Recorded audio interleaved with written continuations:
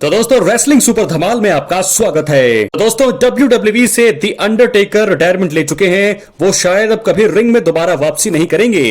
Taker कई बार कह चुके हैं कि रिंग में अब उनका काम खत्म हो चुका है। हालांकि अभी भी WWE यूनिवर्स में उनके एक आखिरी मुकाबले की बात चलती रहती है। WWE hall of famer JBL ने अब एक चौंकाने वाला बयान दिया है। उन्होंने हाल ही में बताया है कि क्यों अंडरटेकर का मौजूदा undisputed WWE championship Cody Rhodes के साथ शानदार मुकाबला हो सकता है। दोस्तों आपको बता दें कि रेसलमेनिया 40 में कोडी रोड्स ने रोमन रेंस के ऐतिहासिक 1316 दिनों के टाइटल रन का अंत किया था। कोडी रोड्स मौजूदा समय में एक फाइटिंग चैंपियन के रूप में काम कर रहे हैं। कंपनी का बड़ा सुपरस्टार बनने की राह पर वो चल चुके हैं। कोडी रोड्स की अभी भी ब्लड लाइन के साथ राइवलरी जारी है।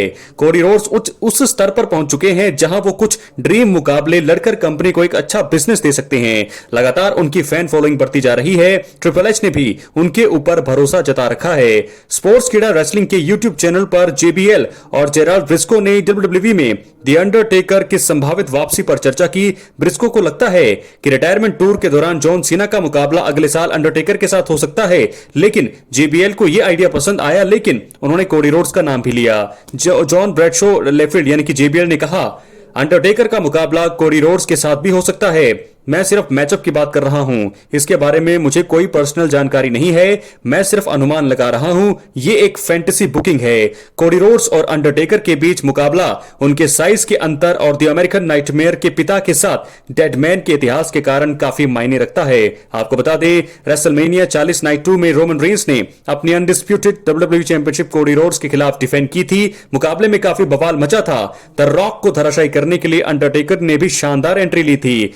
WWE में रोमन रेंस का वर्चस्व खत्म करने में अंडरटेकर की भूमिका दोस्तों सबसे ज्यादा अहम रही थी। तो ऐसे में ये कयास लगाए जा रहे हैं कि अंडरटेकर की वापसी होनी चाहिए, लेकिन JBL चाहते हैं कि अगर वो वापसी करें तो एक आखिरी मुकाबला लड़ें कोडी रोड्स के सामने। क्या है आपकी राय? अपनी राय कमेंट बॉक्स में जरूर दें, और अगर आप चैनल पर नए हैं चैनल को सब्सक्राइब करें। बात करेंगे दोस्तों अब हम अगली खबर की और होगी बात जॉन सीना के बारे में। दोस्तों आपको बता दें WWE दिग्गज जॉन सीना ने मनी इन द बैंक में आकर अपनी रिटायरमेंट की घोषणा की थी। इसके बाद से ही ये कयास लगने लगे हैं कि क्या वो अपने करियर में 17 टाइम वर्ल्ड चैंपियनशिप जीतेंगे या फिर नहीं। एक दिग्गज ने अपनी राय इस पर दी है, यानी कि जॉन सीना ने पहले ये कहा है कि अगर मौका सही होगा तो वो जरूर 17 टाइम वर्ल्ड चैंपियन बनना चाहेंगे। जॉन सीना इस समय रिक फ्लेयर के साथ 16 टाइम वर्ल्ड चैंपियनशिप पर टाई हैं। 2017 में आखिरी बार वर्ल्ड चैंपियनशिप जीतने वाले जॉन सीना अब बेहद कम बार ही रेसलिंग करते हुए नजर आते हैं। उनके एक समय पर स्टोरीलाइन विरोधी रहे JBL ने जेराल्ड ब्रिस्को के साथ रेसलिंग बिंग में अपनी